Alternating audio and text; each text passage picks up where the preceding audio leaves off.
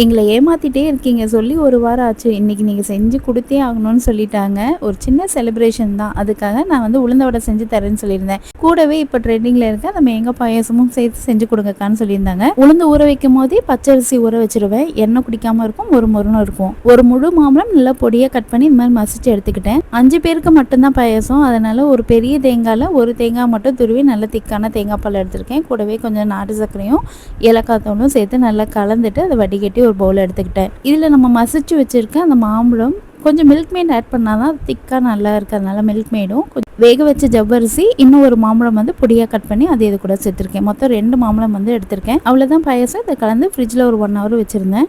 நமக்குன்னு ஒரு பேஜ் வந்து கிரியேட் பண்ணும்போது ரீச் ஆகுறது இன்ஸ்டாகிராமில் வந்து டக்குன்னு நம்ம வந்து ரீச் ஆகிடலாம். அதான் அதுவே யூடியூப் அப்படின்னா ரொம்ப கஷ்டம். ஏற்கனவே யூடியூப்ல ஒரு சேனல் வந்து இருக்குது. 3.5 லட்சம் ஃபாலோவர்ஸ் மேலேயும் இருக்காங்க. இருந்தாலும் பிஸ்னஸ் ரிலேட்டட் வீடியோஸ் வந்து தனியாக ஒரு சேனலில் இருக்கணும்னு அப்படின்னு ஒரு சேனல் வந்து ஸ்டார்ட் பண்ணேன். ஆனால் இந்த மாதிரி சேனல் இருக்குன்னு யார்கிட்டையும் ஷேர் பண்ணலை. எங்கள் வீடியோஸ் மட்டும் ரெகுலராக போஸ்ட் பண்ணிகிட்டே இருந்தேன். திடீர்னு ஒரு வீடியோ வந்து ஹிட் ஆகி ஒரே நாளில் 1000 ஃபாலோவர்ஸ் வந்து வந்துட்டாங்க. இன்னைக்கு 2500 ஃபாலோவர்ஸ் மேலே இருக்காங்க. அதுக்கு தான் இந்த செலிப்ரேஷன். என் டீம் இல்லாமல் இதை கண்டிப்பாக என்னால் ரீச் பண்ணிக்கிறது கொஞ்சம் கஷ்டம் தான். அதனால் என் டீம் மெம்பர்ஸ்க்கு ரொம்ப பெரிய தேங்க்ஸ் சொல்லிக்கிறேன்.